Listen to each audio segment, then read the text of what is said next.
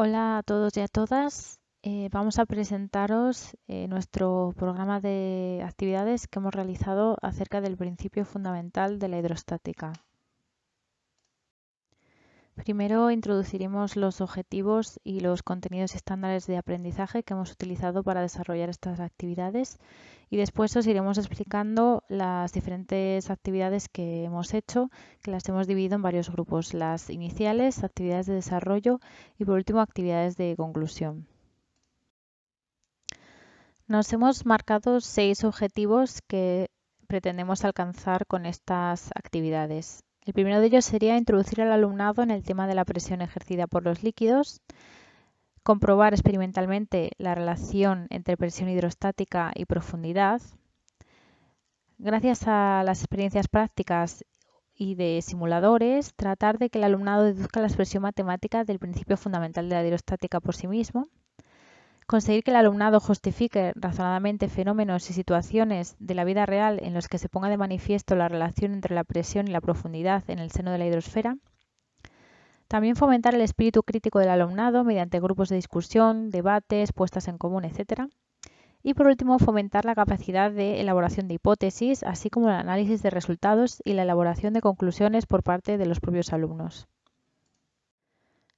En cuanto a los contenidos y estándares de aprendizaje, como ya hemos dicho, nos basaremos en el principio fundamental de la hidrostática que se encuentra dentro de la asignatura de Física y Química de cuarto de la ESO. Nos basamos en el bloque cuarto, el movimiento y las fuerzas, contenidos, presión y principio de la hidrostática del currículo básico de educación secundaria obligatoria.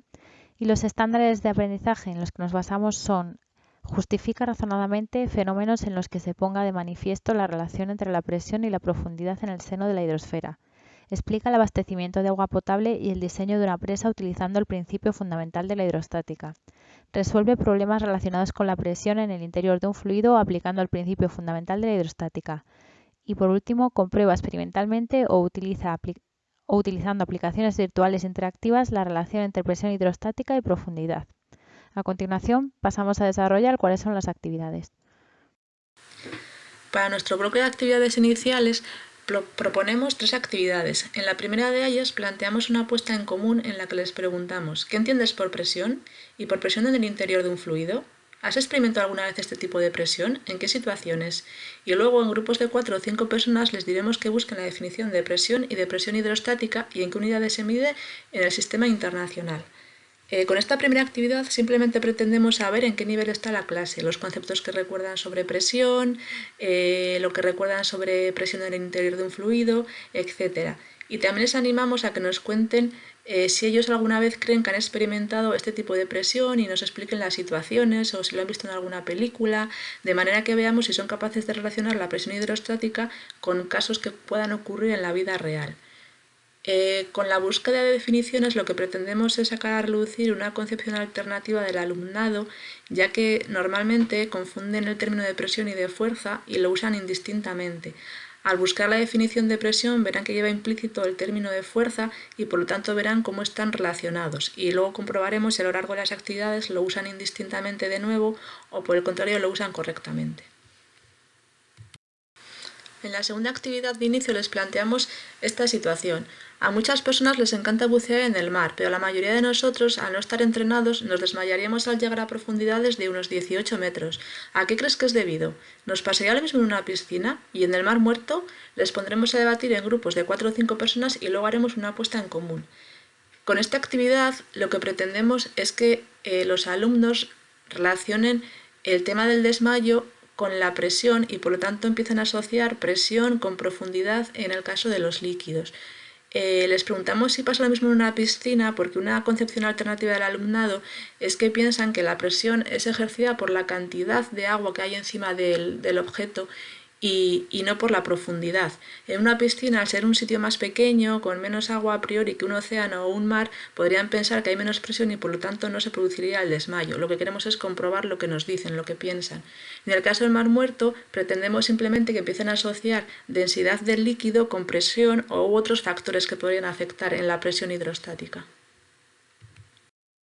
En esta última actividad de inicio les planteamos: estás tomándote un refresco en una terraza con tus amigos. Cuando dejas la botella o vaso encima de la mesa, ¿sobre qué parte del recipiente está ejerciendo presión tu bebida?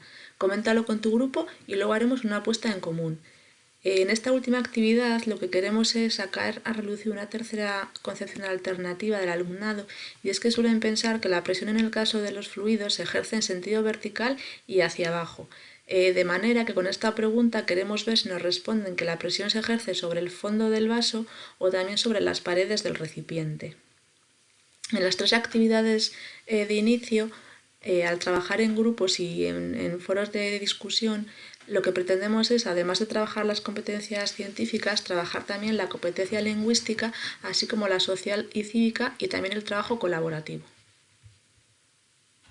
Bueno, pues tras finalizar las actividades iniciales, se continuará con las actividades de desarrollo, en las que se le pedirá a la clase que formen grupos de 4 o 5 personas para que comenten diseños, ideas, experiencias que les sirvan para comprobar si las respuestas que han ido formulando en las actividades anteriores son correctas o no.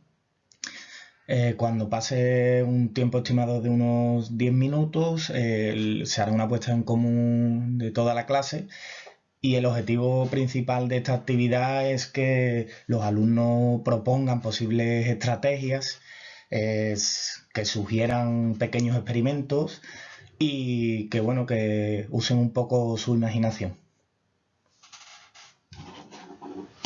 Una vez finalizada la puesta en común de la clase, se va a realizar una experiencia práctica en grupo de 4 o 5 personas. Cada grupo debe tener una botella, un recipiente o bandeja, un punzón y 1 metro o una regla. En la primera experiencia se le pide al alumnado que coloque la botella al lado de la bandeja. Tienen que hacer un orificio en la botella a 12 centímetros del fondo. Se le pregunta qué creéis que sucederá, si saldrá agua. En caso afirmativo, ¿creéis que el chorro será igual a lo largo del tiempo? Si no es así, ¿qué cambiará? ¿Por qué? El objetivo de esta primera experiencia es que el alumnado aprenda los conceptos básicos de la hidrostática, que tenga la posibilidad de elaborar hipótesis, predicciones acerca del resultado final y qué es lo que ocurre y dónde se ejerce la presión. En esta segunda experiencia se le pide a la clase que realice otros 2 orificios nuevos, uno a 7 centímetros y otro a 20 centímetros del fondo. Se le plantean las siguientes cuestiones. ¿Cómo serán los chorros? ¿Llegarán a la misma distancia? En este caso lo que se pretende es que el alumnado relacione la altura a la que se realiza el orificio con la presión ejercida por esa misma botella. Por otro lado, lo que se pedirá también que comparen con el resto del grupo, que tienen botellas de distintos volúmenes, y se planteen si esa profundidad o volumen de agua por encima del agujero depende sobre la presión que ejerce el chorro de agua. A continuación se muestra un vídeo en el que se realiza la experiencia comentada anteriormente. Tenemos una botella llena de agua en la que posteriormente vamos a echar un poco de colorante alimenticio para que se vea mucho mejor cómo van saliendo los diferentes chorros. Agitamos bien ese agua para que se quede bien homogénea el color. Y a continuación vamos a realizar el primero de los orificios.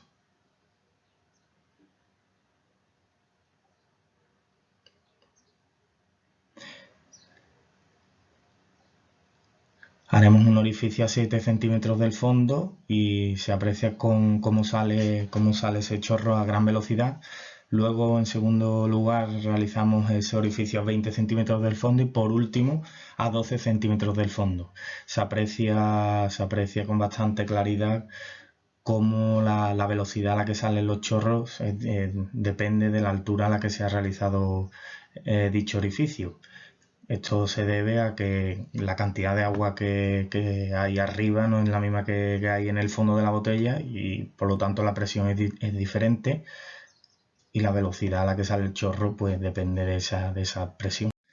En las actividades anteriores hemos observado lo que pasa en recipientes con agua, pero ¿pasaría lo mismo con otros líquidos y en otros planetas?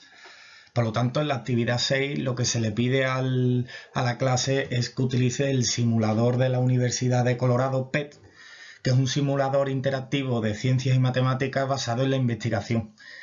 En él se puede elegir la profundidad, el líquido, el planeta y se pueden colocar manómetros a diferentes puntos en el que se quiera conocer la presión.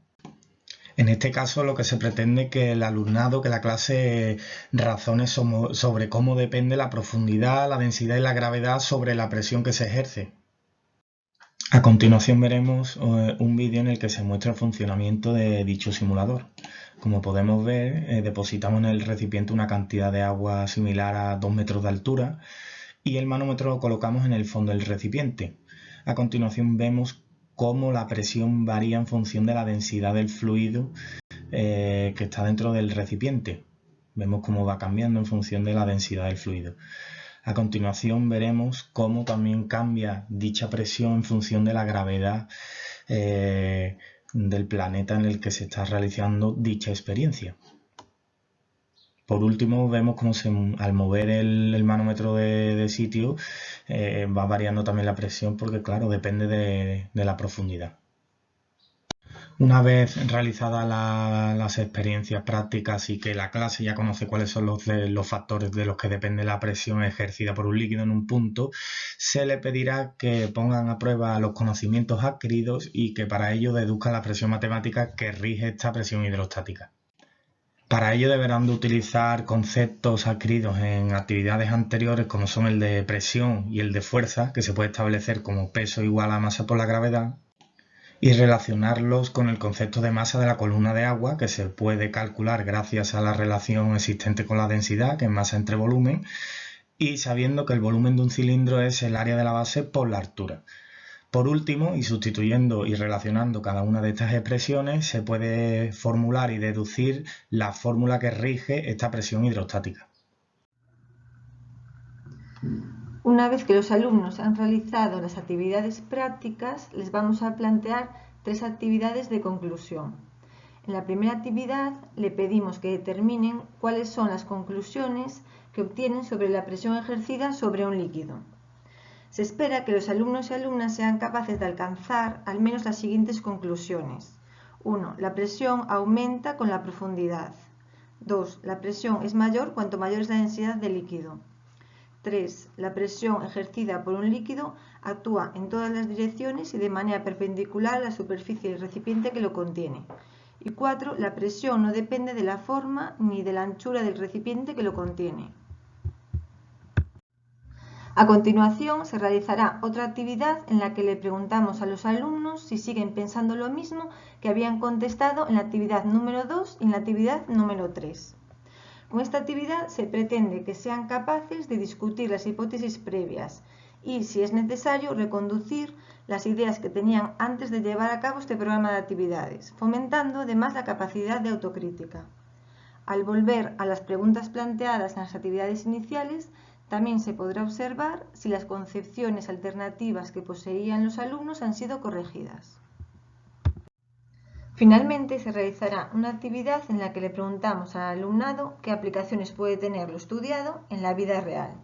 Se les dejará unos minutos para ver lo que contestan y si no lo hacen, se les proporcionará algún ejemplo, como es el caso de los muros de las presas.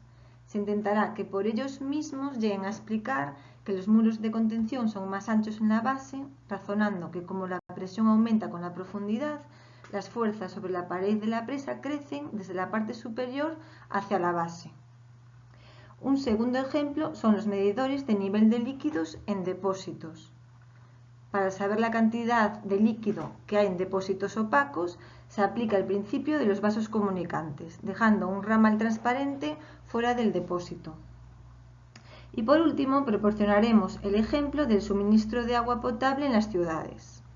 Se espera que después de lo trabajado sean capaces de explicar que en las ciudades se instalan los depósitos de agua potable en los lugares más elevados para que las tuberías distribuyan el agua a las plantas más altas de los edificios con suficiente presión.